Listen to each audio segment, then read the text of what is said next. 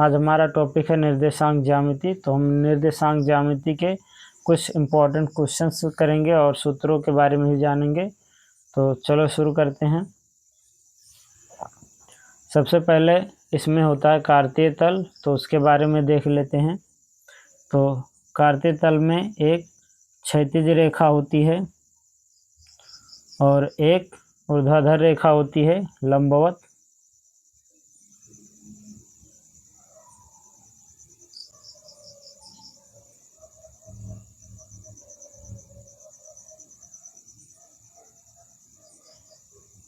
एक हमारी ये क्षैतिज रेखा हो गया, ये ऊर्ध्वाधर रेखा हो गया। तो जो क्षैतिज रेखा होती है ये हमारा एक्स अक्ष होता है और जो ऊर्ध्वाधर अक्ष रेखा होती है इसे वाई अक्ष कहते हैं। और ये एक्स अक्ष और वाई अक्ष एक दूसरे को जिस बिंदु पर काटती हैं वह बिंदु हमारा मूल बिंदु होता है, इसे हम मूल बिंदु कहते हैं। और मूल बिंदु का जो निर्देशांक होता है वो 0,0 होता है और मूल बिंदु के दाहिने ओर जो होता है वो x होता है और इसका अपोजिट साइड x डैश होता है और ऊपर का सिरा y होता है और नीचे का सिरा y डैश होता है। और मूल बिंदु के दाएं ओर की जो x अक्ष सिरा होता है ये हमारा धनात्मक होता है। मूल बिंदु के इस साइड का जो सिरा होता है ये हमारा धनात्मक होता है, यानी प्लस सिरा होता है। और मूल बिंदु के ये दूसरे साइड सिरा हमारा ये ऋणात्मक होता है। मूल बिंदु से हम ऊपर की ओर हमारी जो बिंदुएं होती हैं वो हमारा धनात्मक होता है और नीचे की बिंदुएं हमारी ऋणात्मक होती है, यानी माइनस में होती हैं। एक्स अक्ष है, ये पूरा एक्स अक्ष है और ये पूरा हमारा वाई अक्ष है, एक दूसरे को मूल बिंदु पर काटती हैं और यहाँ पर 4 स्थान बनते हैं, 1 2 3 4। इन चारों स्थानों का नाम चतुर्थांश कहते हैं और ये हमारा पहला चतुर्थांश है, यानी प्रथम चतुर्थांश।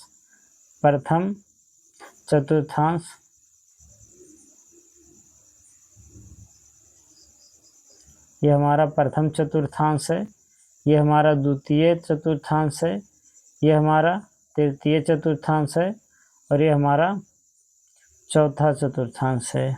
और इसमें हम कोई भी बिंदु को इसमें हम अंकित करेंगे इसमें। और ये भी पूछा जाता है कि कोई बिंदु दे दिया जाएगा और पूछा जाएगा कि किस चतुर्थांश में है, तो बिंदु के हम प्रकृति के अनुसार उसके चिन्ह के अनुसार हम देखकर बता सकते हैं कि वो किस चतुर्थांश में स्थित है या किस तल में स्थित है।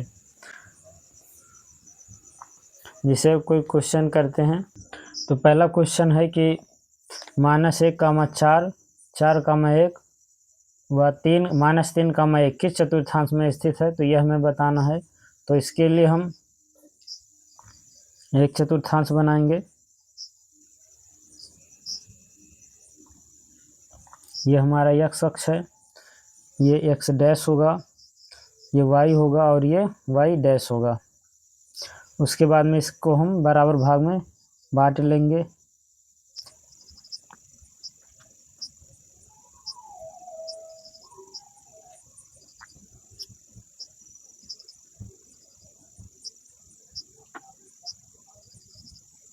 उसके बाद में अब हम देखेंगे ये निर्देशांक लिखा है -1,4, इसमें जो पहले लिखा होता है वो हमारा x होता है और जो बाद में लिखा होता है वो हमारा y होता है। और जो x होता है इसे हम भुज भी कहते हैं, इसको हम भुज भी कहते हैं। और जो बाद में होता है इसको हम कोट भी कहते हैं या कोट भी लिखते हैं। तो जो पहले लिखा होगा निर्देशांक में किसी बिंदु में वो हमारा x होगा, जो बाद में होगा कोमा के बाद वो हमारा y होगा। और x को हम भुज भी कहते हैं, x को हम भुज कहते हैं और y को कोट कहते हैं। तो चलो ये देखते हैं किस में अंकित है। पहले x है, -x है, तो -x है, तो ये हमारी ये मूल बिंदु है। मूल बिंदु के इधर के ये हमारी धनात्मक मूल बिंदु के ये हमारा मूल बिंदु है, इसका निर्देशांक 0,0 होता है। और मूल बिंदु के ये जो दिशा होती है हमारी धनात्मक होती है। मूल बिंदु के ये एक्स की ये दिशा जो एक्स डैश की दिशा होती है हमारी ऋणात्मक होती है। मूल बिंदु के ऊपर की वाई जो दिशा होती है ये हमारी धनात्मक होती है तथा मूल बिंदु के जो नीचे की दिशा होती है हमारी ऋणात्मक होती है।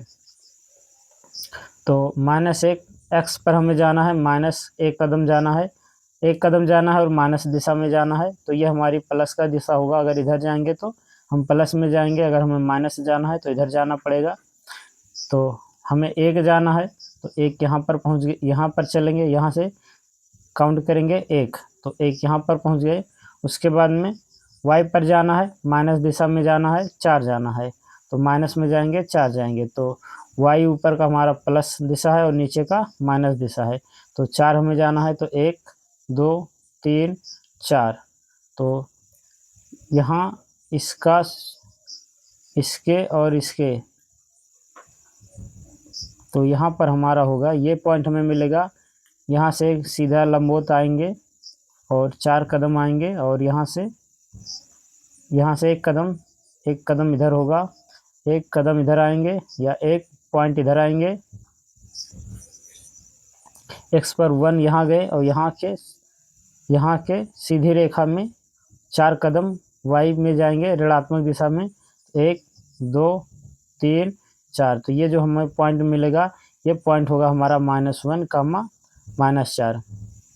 उसके बाद में अगला जो पॉइंट है वो हमारा पहले जो है वो हमारा x है और फिर बाद में हमारा y है। तो x पर हमें 4 कदम चलना है, वो भी प्लस दिशा में, तो प्लस दिशा ये है, तो 4 कदम चलना है, तो 1 2 3 4, 1 2 3 4। उसके बाद में यहाँ पर पहुँचे, उसके बाद में y पर जाना है, प्लस दिशा में जाना है, 1 कदम जाना है, तो 1 2 3 4 हो गए। और उसके बाद में हमें प्लस जाना है इसी के पॉइंट के अकॉर्डिंग, तो हमारा यहाँ पर 1 कदम ये होगा, यहाँ से 1 इसके समांतर, इसके सम्मुख 1 ये होगा, तो ये पॉइंट हमारा 4,1 होगा। उसके बाद में अगला हमारा है -3,1, तो ये हमारा पहले जो लिखा है वो x है और बाद वाला y है। तो x पर जाना, माइनस दिशा में जाना है, 3 जाना है, तो 1 2 3, और y पर हमें प्लस दिशा में जाना है, 1 जाना है, तो 4 हम x पर 3 गए हैं, तो 1 2 3 यहाँ पर गए हैं, y पर है, उसके बाद में हमें 1 जाना है प्लस दिशा में, तो 1 ये हमारा प्लस दिशा होगा, तो यहाँ पर होगा, तो ये होगा हमारा, ये जो पॉइंट मिलेगा ये होगा हमारा -3,4।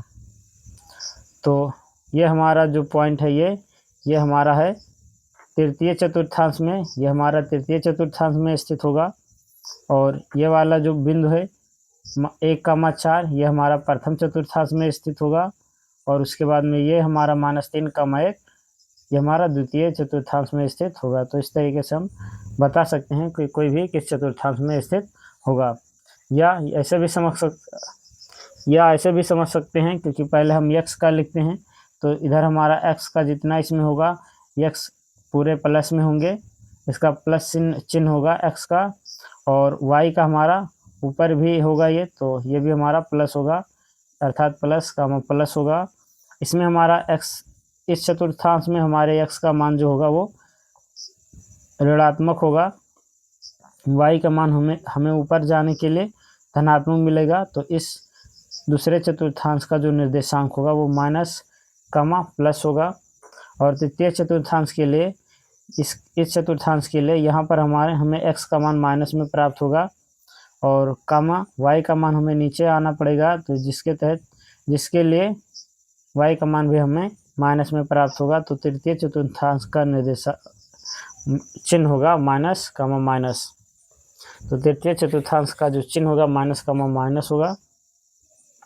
अब चौथे चतुर्थांश की बात करें तो पहले हम x लिखेंगे, तो x में हमारा ये प्लस होगा, उसके बाद में इसमें हमारा y नीचे आएंगे तो माइनस होगा। तो जो हमारा चौथा चतुर्थांश है उसका चिन्ह होगा प्लस माइनस। अगला हमारे पास क्वेश्चन है कि -6, की कोटि ज्ञात कीजिए। अगला जो हमारा क्वेश्चन है -6, की कोटि ज्ञात कीजिए। तो जो पहले हमारा होता है वो भुज होता है और जो बाद का संख्या होता है वो हमारी कोट होगी।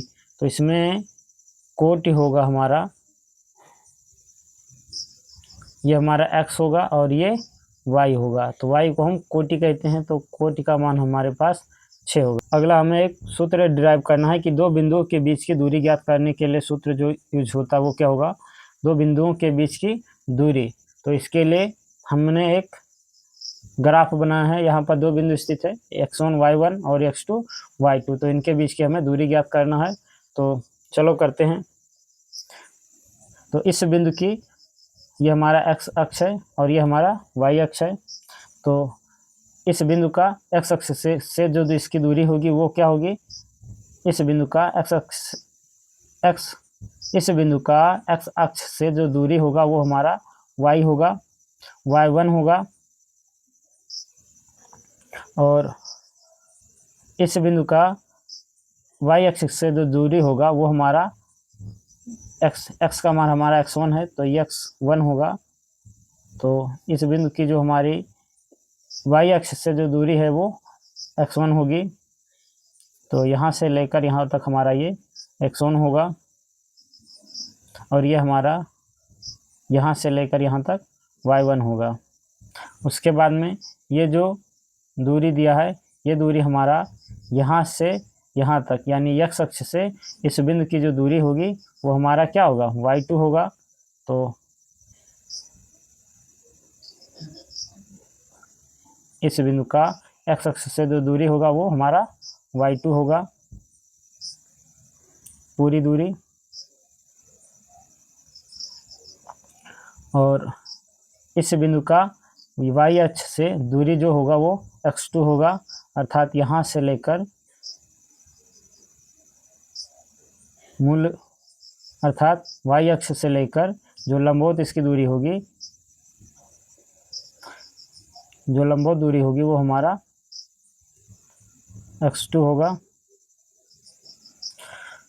अगर हमें ये दूरी ज्ञात करना है तो ये इस पूरी दूरी में से ये दूरी हम माइनस कर देंगे तो हमें बीच की दूरी ज्ञात हो जाएगी। तो ये बीच का दूरी हम ज्ञात करते हैं, तो ये दूरी होगा हमारा x2 माइनस x1। तो ये हमें यहाँ बीच की दूरी पता चल जाएगी और ये दूरी इस दूरी के भी बराबर होगा। ये जो दूरी होगी ये होगा हमारा x2 माइनस x1। उसके बाद में हमें यहाँ से यहाँ तक दूरी पता है और यहाँ से यहाँ तक पता है, ये बीच की दूरी हमें नहीं पता है।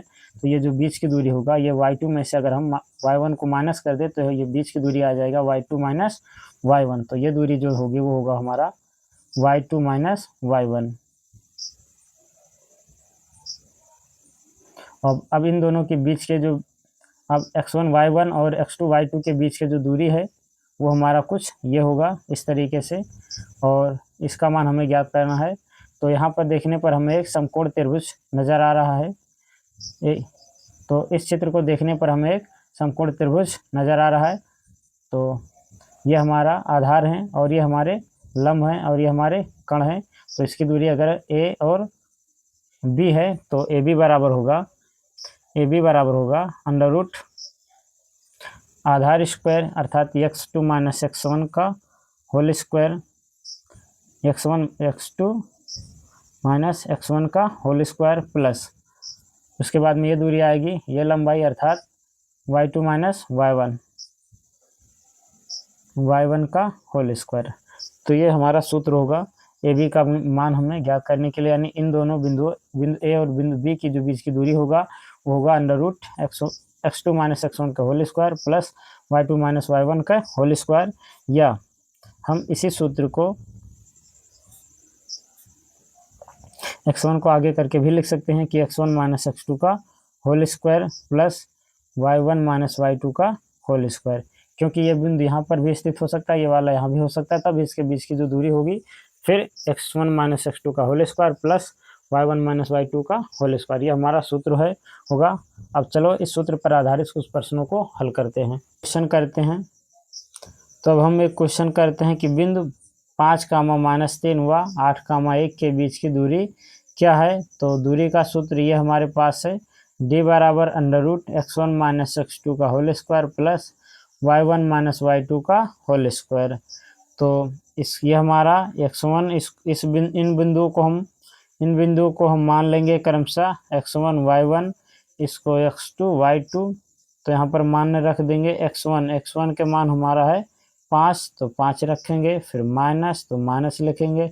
x2 का मान हमारे पास 8 है, तो 8 लिखेंगे, और इसका होल स्क्वायर, प्लस y1 का मान हमारे पास -3, फिर माइनस लगाएंगे, फिर y2 का मान हमारे पास है 1, तो -1 का होल स्क्वायर।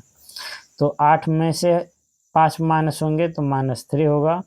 8 में से जब हम 5 माइनस करेंगे तो -3 होगा, तो इसका होल स्क्वायर, प्लस ये दोनों माइनस में है तो माइनस में -3 और -1 -4 का होल स्क्वायर।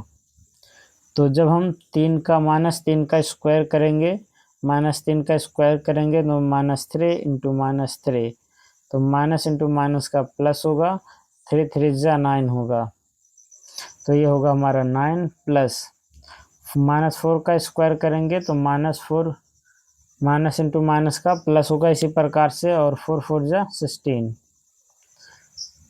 -4 का स्क्वायर करेंगे तो -4 का स्क्वायर करेंगे तो प्लस होगा, और 4 का स्क्वायर 16 होगा, तो √16 और 9 हमारा 25 होगा, और 25 का वर्गमूल हमारे पास 5 होता है। तो जो इन दोनों बिंदुओं के बीच की दूरी होगी वो हमारा 5 के बराबर होगी, 5 मात्रक के बराबर होगी। तो अगला क्वेश्चन है हमारे पास कि बिंदु P 3, 4 की मूल बिंदु से दूरी क्या होगी। तो हम जानते हैं, इसे लगाते हैं, तो हम जानते हैं, तो इसको हम लगाते हैं। तो मूल बिंदु P 3, 4 की मूल बिंदु से दूरी क्या होगी। बिंदु P 3, 4 की मूल बिंदु से दूरी क्या होगी, तो इसको हम हल करते हैं। तो मूल बिंदु हमारा होता है, मूल बिंदु 0, होता है, वह 3, 4 के बीच की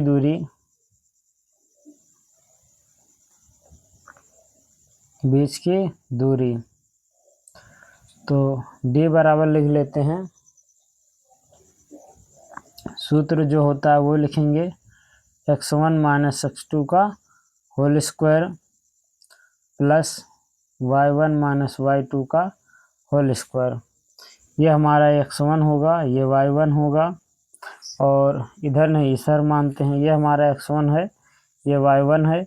किसको हम कोई भी मान सकते हैं, इसको x1 y1 मान भी सकते हैं, x2 y2 भी मान सकते हैं, कोई दिक्कत देने वाला चीज़ नहीं है, इससे कोई दिक्कत नहीं होगी। हम इन बिंदुओं को x1 y1 भी मान सकते हैं तथा x2 y2 भी मान सकते हैं, क्योंकि इस चीज़ से कोई दिक्कत नहीं होगी। तो मान रखते हैं सर, तो मान रखते हैं ये x1 y1 हो गया, ये दूसरा बिंदु हमारा x2 y2 है।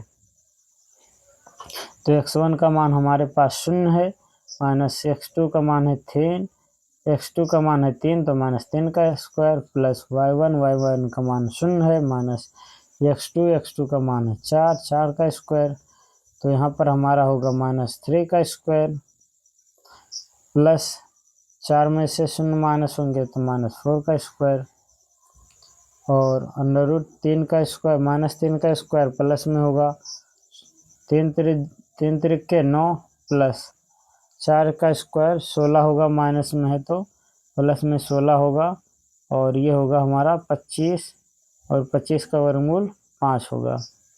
तो इस